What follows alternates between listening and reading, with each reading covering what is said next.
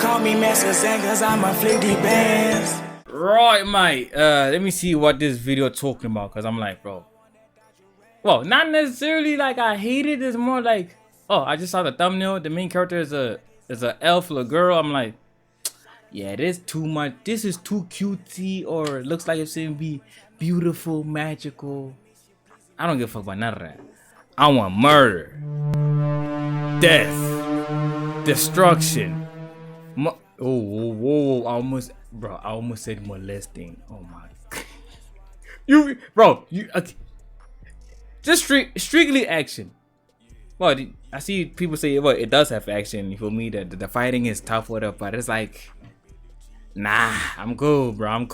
For over 2 years now, Frieren has been the #1 anime on my anime list, overthrowing Fullmetal Alchemist, who previously held the spot for over a decade. Now, it's not rare to see an anime claim the top spot. Dozens of shows have done it. Death Note, Gurren Lagann, Gintama, Your Name all had their time in the spotlight. But as it stands, in the last 2 years, everyone has agreed that this deserves to be #1. And everyone.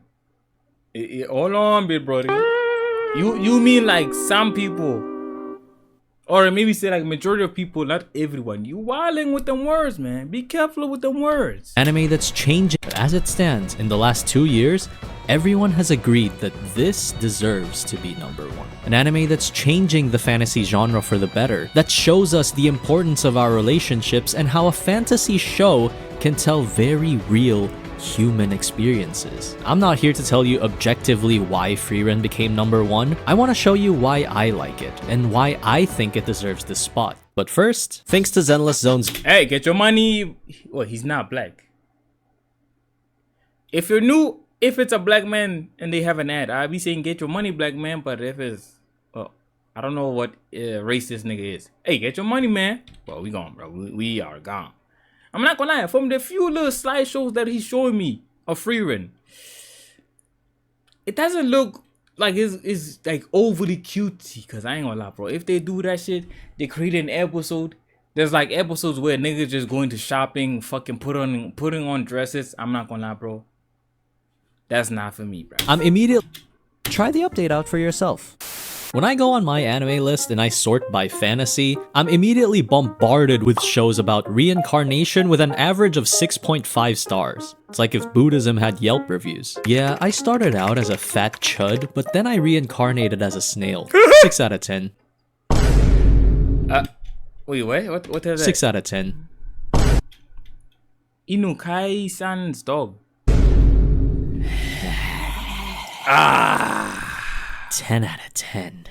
The rise of isekai has legitimately downgraded the fantasy genre into cheap knockoff stories doomed to be copied and pasted forever. Every fantasy will have the same map, the same party, the same demon lord. Yo, broski, let me say this. For the new people, I've been said this, yo.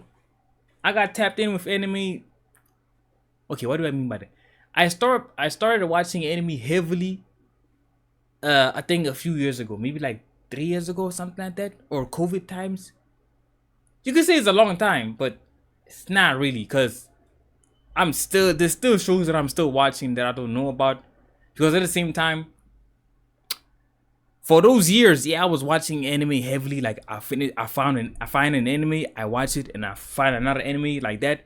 But most of the time, bro, I have YouTube, so I don't have time to watch anime, or I got creators that are on YouTube, or like I got, like, how to put this, see the series, this movie. So you feel me? It's not even like I was heavily watching anime like that, right? And I know everything about it. No, what I'm trying to get at, because I'm yapping, isekai hasn't. I haven't reached that state where, like I say, isekai is boring. I would literally say it's literally in the top 3 of like the genres that I fuck with. Like reincarnated Islam, jobless reincarnation, Musoko Tenchi. I'm probably saying the same shit but over and over. But bro, yeah.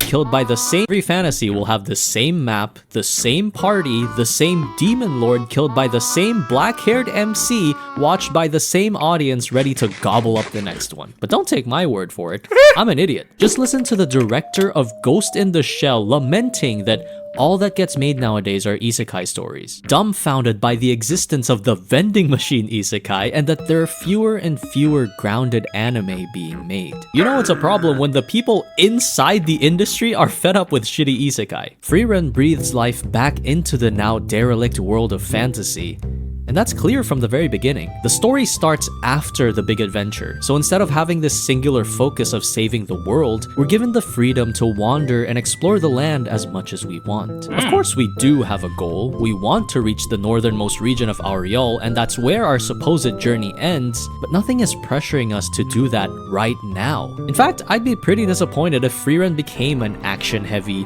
fight stronger and stronger opponents kind of show, because that's not what makes it unique. Those few episodes when they were against Lugner and Aura got my ass sweating. I thought my fears would be confirmed. Thankfully, it didn't overstay its welcome. And I actually got to know the characters more through these episodes. Stark became more fearless, Fern became stronger, and I found out Frieren is a racist. Mods, crush the skull, thank you.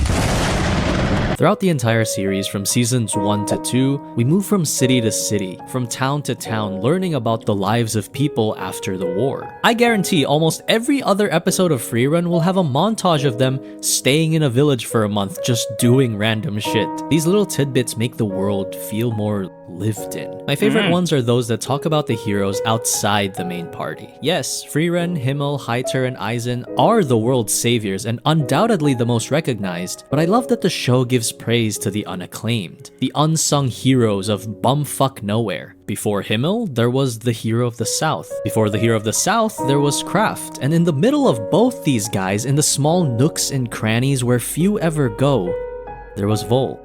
And if you stop to think about it, it totally makes sense. It's crazy because one of them literally killed 3 of the most powerful demons in the war. But that's my point. Stark and Fern aren't aware of him. No one even knows his name, despite this momentous achievement. Yet his role is indispensable and plays into one of Frieren's biggest themes, the passing of a memory and legacy. Sacrificing himself, knowing that without him, there wouldn't be peace. And in the end, everyone remembers who dealt the blow, but only a handful know who gave them that opportunity. I ain't gonna lie, big broski. You're cooking with this shit. You're cooking. But nah, let me not lie. Obviously, this a real nigga channel, bro. We try to keep it real. I'ma check it out. I'ma see what's going on. Cause, hey man, he talking nice. Like, okay, they talk about life, whatever, important things. Like, a nigga like me at my age is able to watch this shit. Cause most of the time, bro, they be doing the overly cutesy shit. Like, bro, I'm a straight man. I prefer the generic action. Like, I'm the definition of like the generic boy. Loves action, loves crazy explosions, shit like that. Love fighting and all. So I'm more into that type of shit. So I was like, you know what, bro? Let me not waste my time for me and just let other people enjoy the anime. There's no need for me to comment on it because I haven't watched it. All I can say is like, it looks like this. So that's it. That's all I can say. Kraft is a case of someone who has done incredible things but is buried by time. Someone who once saved the world according to locals but is now credited with a nameless statue. Time will do that to you. Even Heiter acknowledges that someday people will forget who Himmel was. But similar to the hero of the South, it's not the name that matters. It's the impact it has on people. Kraft is one of the reasons why Sein and his friend pushed to become adventurers, and is still to this day leaving quiet impressions in the lives of others. Vol reminds me a lot of my granddad. Unlike Kraft or the hero of the South, no one really knows who Vol is outside this village. It's likely that if Frieren and her party never came across it, they wouldn't know him either. Since his whole life was devoted to protecting this village, a request from his late wife some 100 years ago. What really gets me with Vol's 100? Golly, nigga. The fuck is he? What do you mean 100 years ago? Character isn't a request from his late wife some 100 years ago. What really gets me with Vol's character isn't his actions for his wife. I've already watched Up. I'm permanently immune to crying. It's the fact that he's gone way past his life expectancy as a dwarf and has gone seeing. Oh, he's a dwarf. Makes sense now. Everyone knows what happens when people get old. They start forgetting things, but you're never ready to face it once it happens. To see this person you've known your entire life just forget you is frankly heartbreaking. That's what happened with my granddad. And as someone who has personally been on the receiving end of that, I'm surprised by the amount of care given to this scene. In the last few minutes Frieren has with Vol, she realizes that he indeed does not remember who she is. And when she mentions her goal of reaching the Demon King's castle, he's relieved to know that they'll finally be defeated. Defeated? No, Vol, the Demon King's already... And as Frieren is about to correct him, she stops herself and instead says she'll carry on his memory in the future. One of the things you shouldn't do to people with dementia is call out their mistakes. Like, buddy, they're gonna forget who you are in 10 seconds. What's the point? Hey, bro. Hey, I be getting pissed off easily. Yeah. Considering I'm seeing this, what the fuck kind of English is that? Considering I'm seeing this, I should not be sitting next to the person with dementia, cause they're gonna piss me off. Nigga, I just told you what the fuck was going on. Why are you asking that shit again?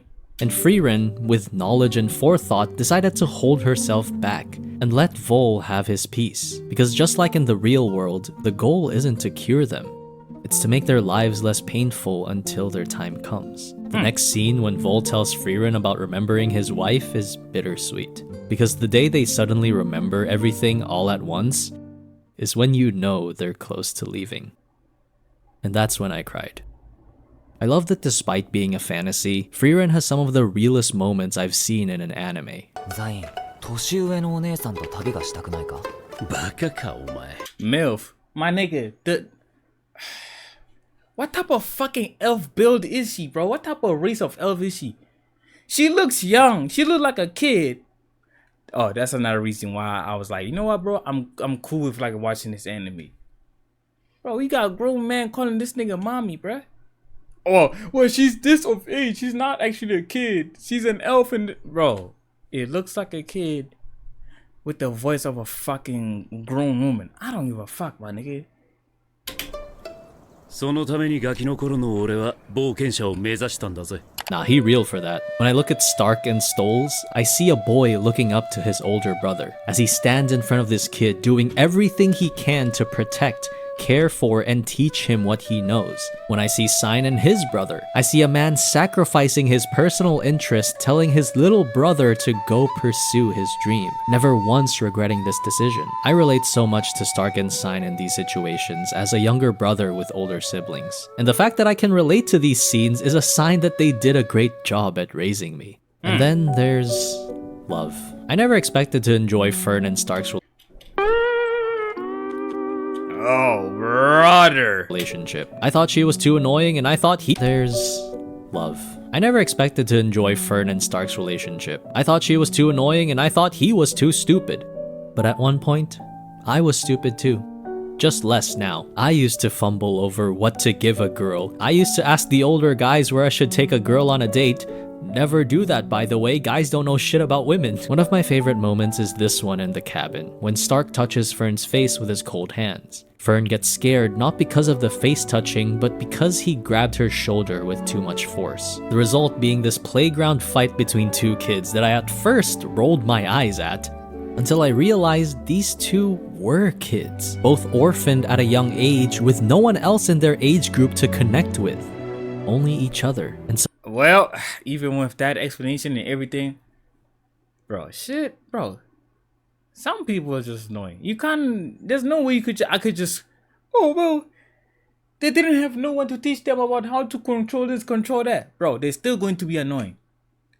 But even with that, I'm still going to try to see what's to this anime. Alright? Don't get scared, bro. I'm going to check it out. So when misunderstandings happen, they aren't forced drama. They're two kids growing with and learning about the world together. Of course they would play. Of course they would argue. And of course they would fall in love. I can think of at least 20 more examples. Of course they would fall in love. I can think of Bro, look at this bullshit, man. Bro, I hope I'm not covering shit. Bro, it's a fucking kid, fam. It's a fucking kid, man. I don't care what y'all talking about, bruh. Hell nah. Is it correct? Hold up. Okay. Alright, bet.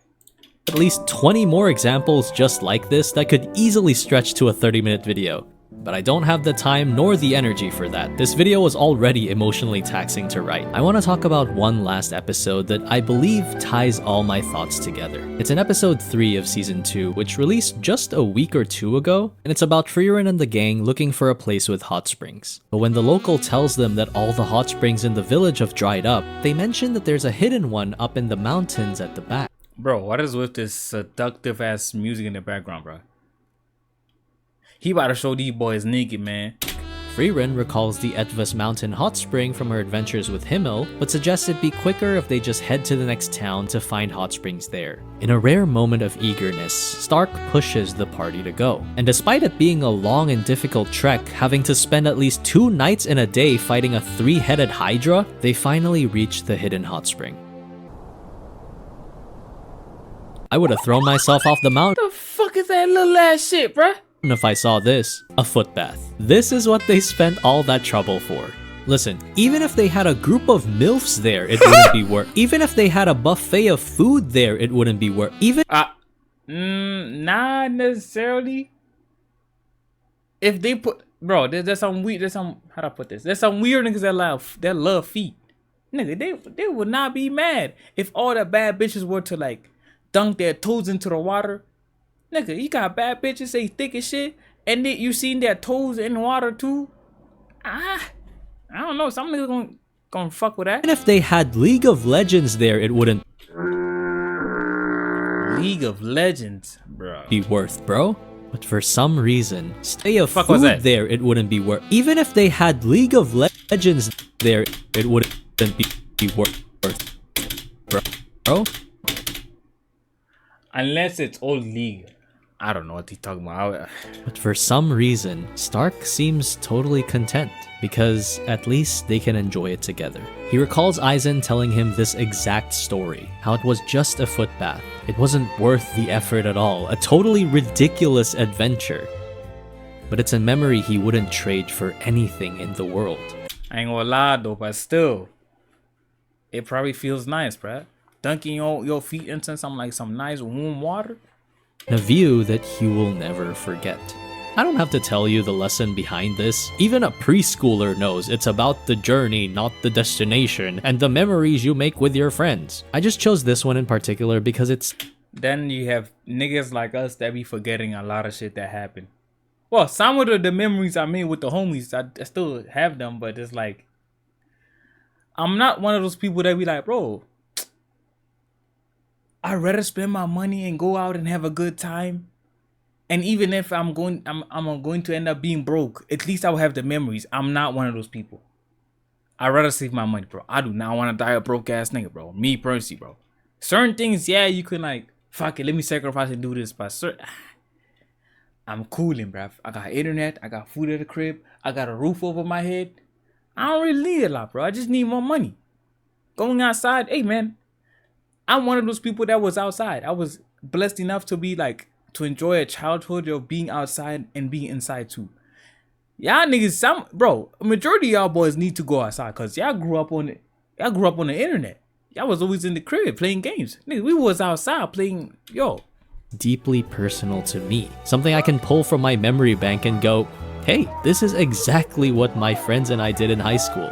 And I think that's why it deserves to be number 1. A lot of anime tell really beautiful stories, but I've never seen an anime resonate with my own life experiences quite like Frieren has. Thank you so much for watching. I'll see you on the next one.